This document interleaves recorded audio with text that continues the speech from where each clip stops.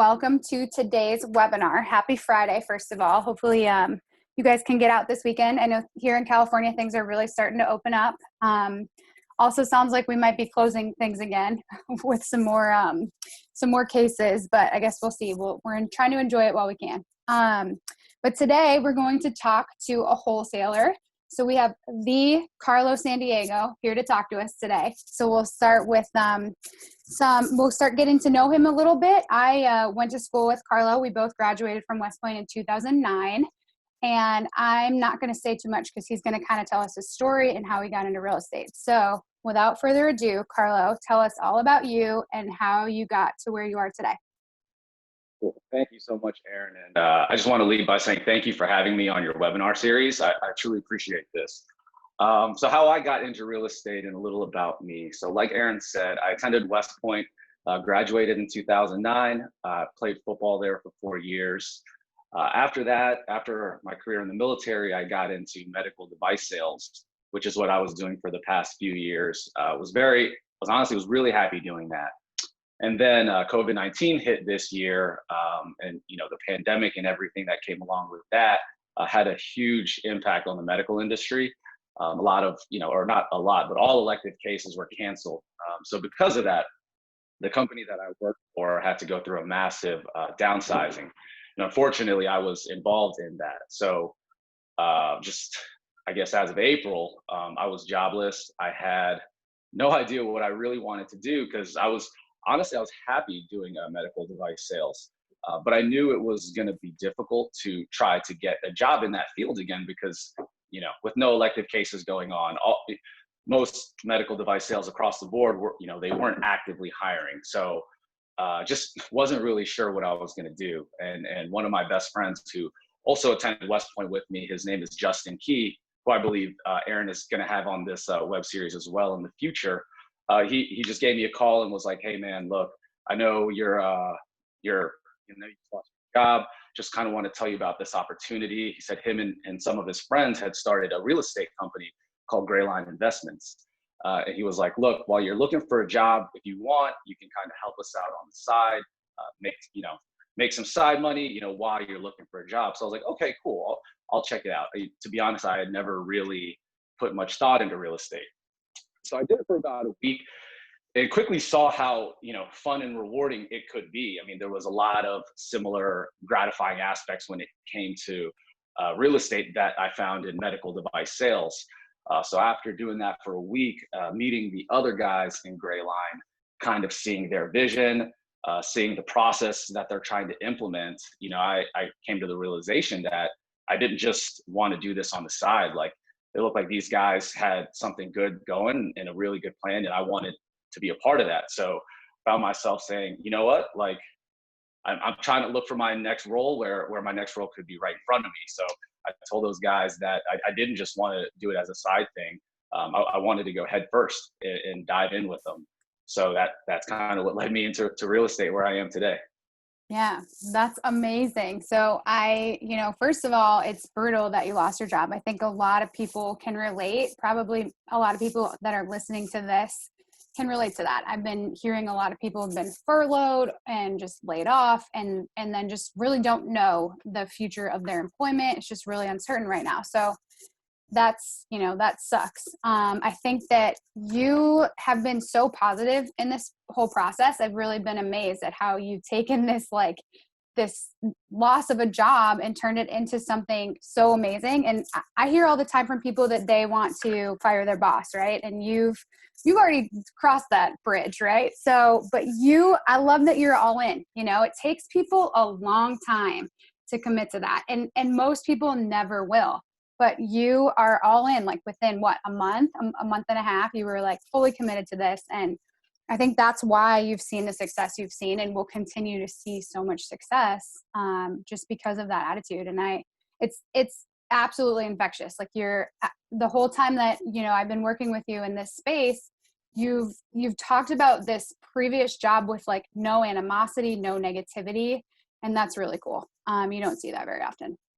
So anyway, talk to us about, you talked a lot about things being gratifying. Tell us what you're most passionate about in terms of what you're doing as a wholesaler. So yeah, great question. What I'm passionate about when it comes to wholesaling, and kind of I touched on it with medical devices. Why I really enjoy what I was doing in medical device. Obviously besides the financial aspect, is you really feel like you're making an impact on people's lives. So in that field, I would talk to patients who had used the product, and they would tell me how their life had changed because of it, because they're able to do things that they weren't able to do before, and that had a real impact on me. And I didn't necessarily know that I would find that in real estate. What's kind of different from my story from some of your past guests that I've listened to is they said, I knew I wanted to get into real estate. I just didn't know the people or didn't have the network. But for me, honestly, if you would have asked me in January of this year, would you get into real estate? I would have been like, I'm not sure. It's just not something on my mind. But again, back to what makes me passionate about this is again, helping people. So I just had a deal where it was an active duty military person. They had a property that was in Fort Hood. She was in Kansas. Her tenant ended up leaving, and she wasn't able to find a new tenant, and she was just stressing out. And again, just could not figure out what she was going to do because she could not afford to pay an additional mortgage.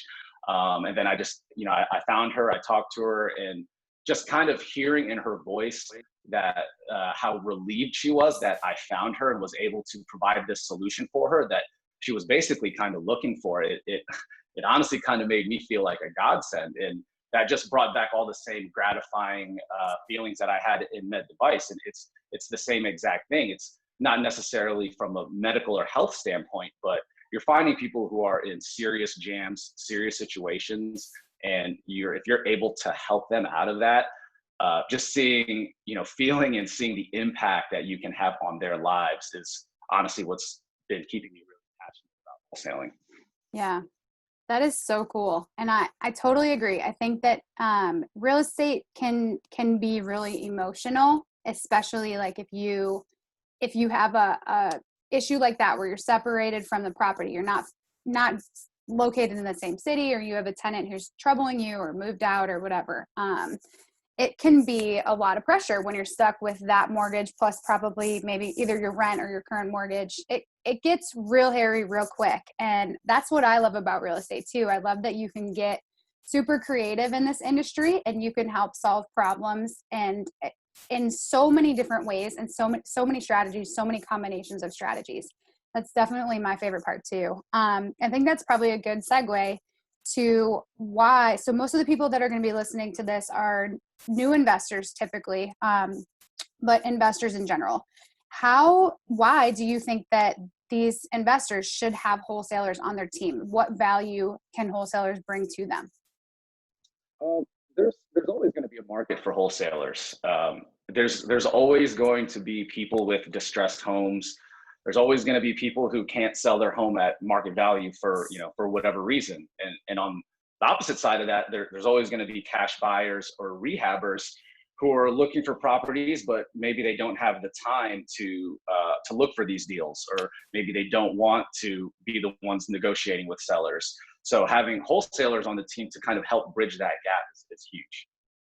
Yeah, I agree. And so I think for those people that are listening who aren't familiar with really what wholesalers do, can you explain your side of it and what you do in term with, working with the sellers and basically like how many people do you have to reach out to in order to get one property under contract? And kind of walk us through all the things that go into finding a property and getting a deal out for investors.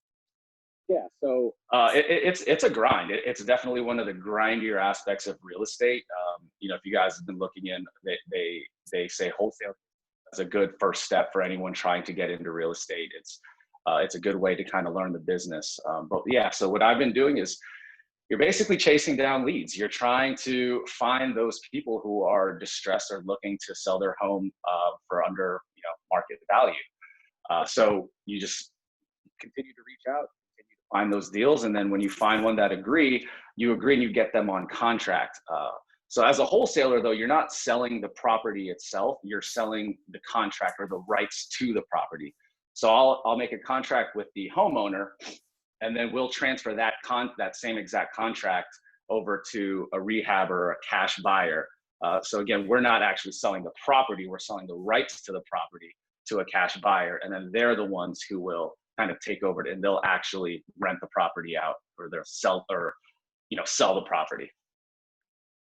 Yeah, cool. So I'm totally about to put you on the spot, and this is not a question that I prepared you with, but I hear a lot about the reputation that wholesalers have, and a lot of times wholesalers are said to be untrustworthy or shady, whatever term people might throw out. What does Grayline do, and what do you do to sort of combat that and make sure that, I know you guys are always on the acquisition side, always making sure that people understand the process and know that they can come to us and we're here to solve problems, things like that. Tell us about sort of how you combat that negative idea of wholesaling. Yeah, there definitely could be a negative connotation around wholesaling because, at the end of the day, you're offering people money to buy their house under its value. So you're going to have some unpleasant conversations, some unpleasant negotiating, but at the end of the day, again, what you have to remind yourself is that there are people that are absolutely looking for the service that you can provide. So, I just try to be positive.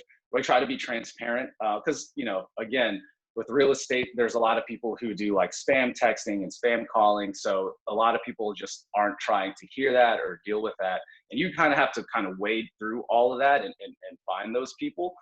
And to be able to do that is you just have to stay positive and continue to know that there are those people out there, looking for what you can provide. I kind of lost my train of thought for a second, but like for us though, yeah, we just try to be transparent.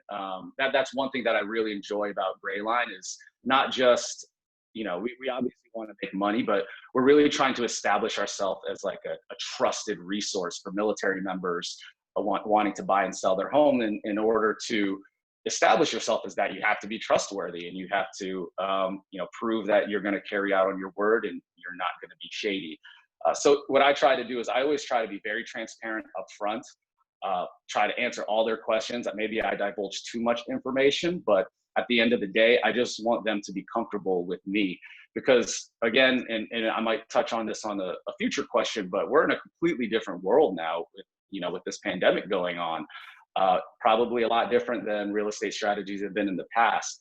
What we're doing is we're buying and selling homes that we don't even live anywhere near. I'm pretty sure all of the members in Grayline, we live all around the country and we're buying houses all around the country.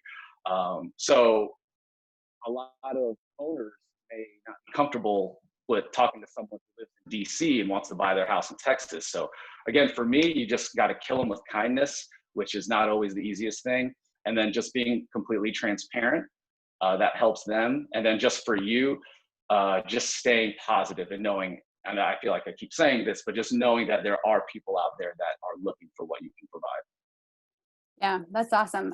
I'm always pretty amazed to see like how much the average person doesn't realize goes into a real estate transaction. This is what we do all day, every day. So it seems very straightforward to us. We've seen the process play out, but most people don't know how the process goes. So I think that's huge. Explaining that to them and educating them is really important. I want to go back to something you talked about before. You talked about this being people talking about starting real estate off in the wholesale space. And I hear that a lot too.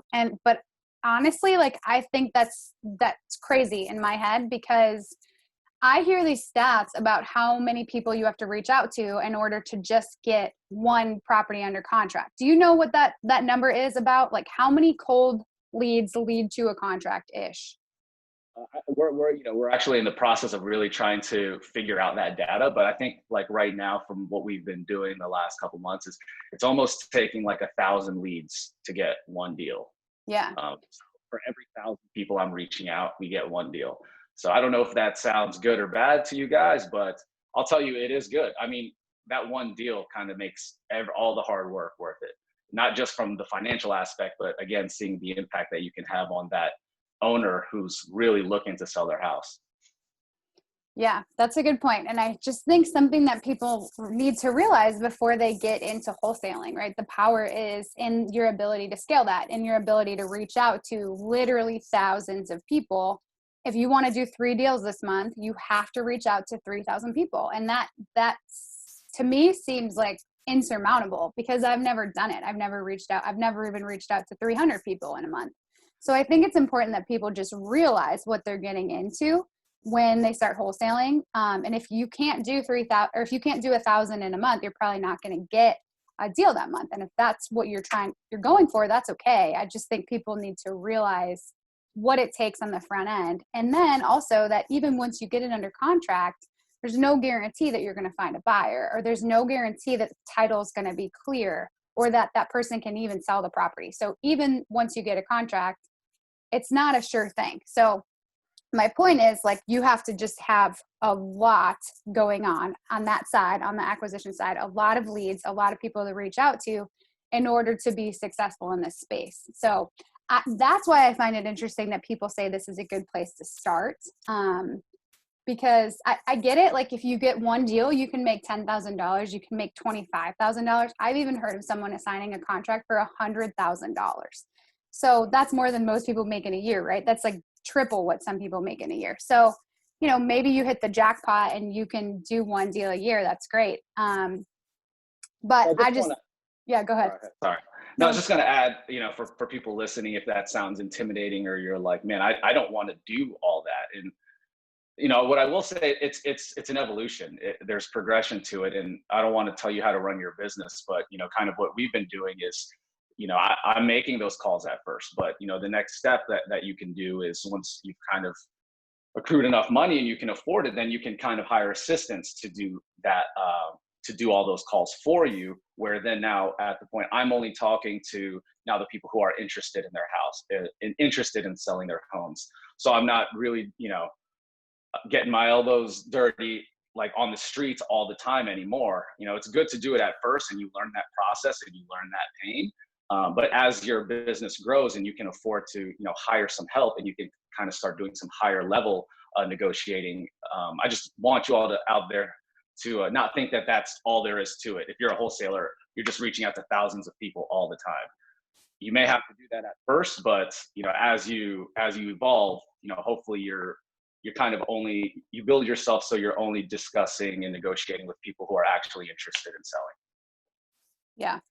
Yeah, that's a really good point. It's, you know, it's just sales. So nurturing those leads and building those relationships can pay huge dividends down the road. And one thing we talk about a lot is, you know, rarely do landlords only own one property. It's like a single digit percentage. So what we try to do, obviously, like with any client, is make sure that they have the best, smoothest real estate experience possible. And then hopefully when they're ready to sell their next one, they'll come right back to us, right? So those are really good points. And I certainly hope I didn't discourage people by saying all that. But I guess my point in saying what it takes to wholesale is that when you're building your team and you're coming up with your strategy, wholesaling is just one strategy of real estate. You know, you could be a flipper, you could buy and hold, you could BRRRR, you could syndicate. There's so many different things you can do.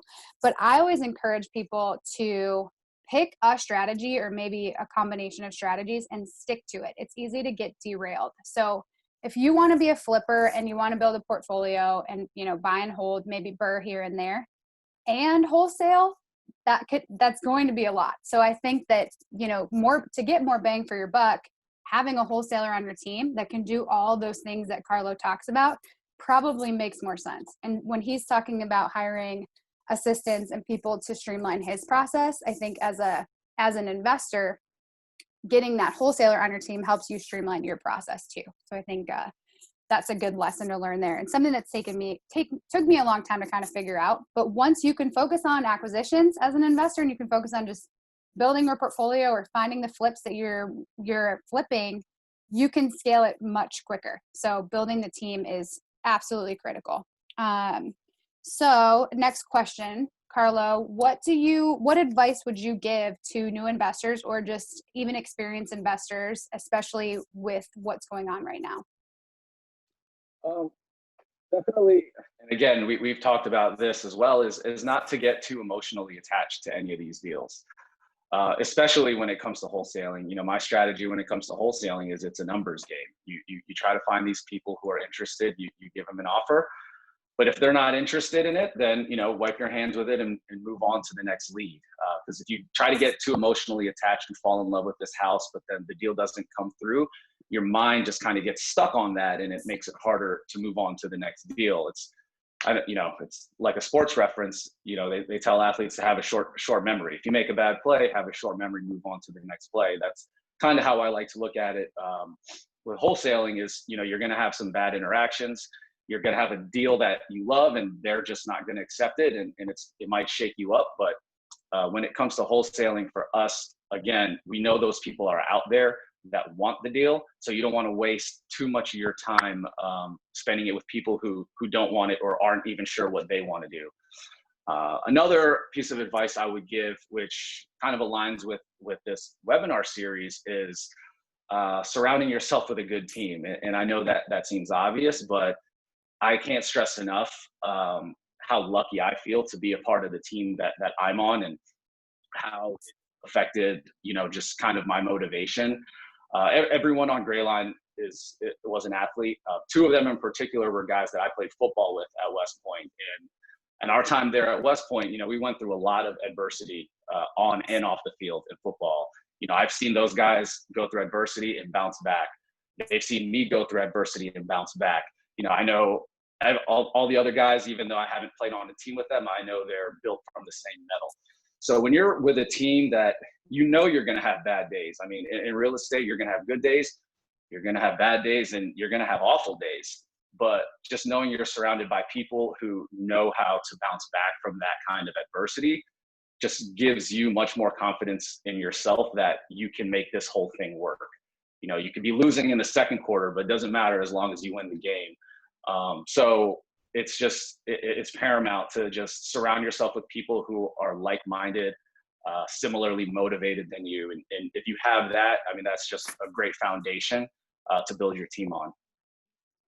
Yeah, that's amazing. It's so powerful, I think, to wrap your head around that. Something that I've recently learned, I probably knew this for a while, but I recently lost a good chunk of money on a flip. And part of it was coronavirus, but more of it had to do with just the circumstances of the property and the contractor I hired. We won't get into it, but what I kind of realized at first, I was completely devastated by the loss and doubted myself, doubted my future in the real estate industry, my ability to coach other people. I was like, if I can't get this right, who am I to help anybody else?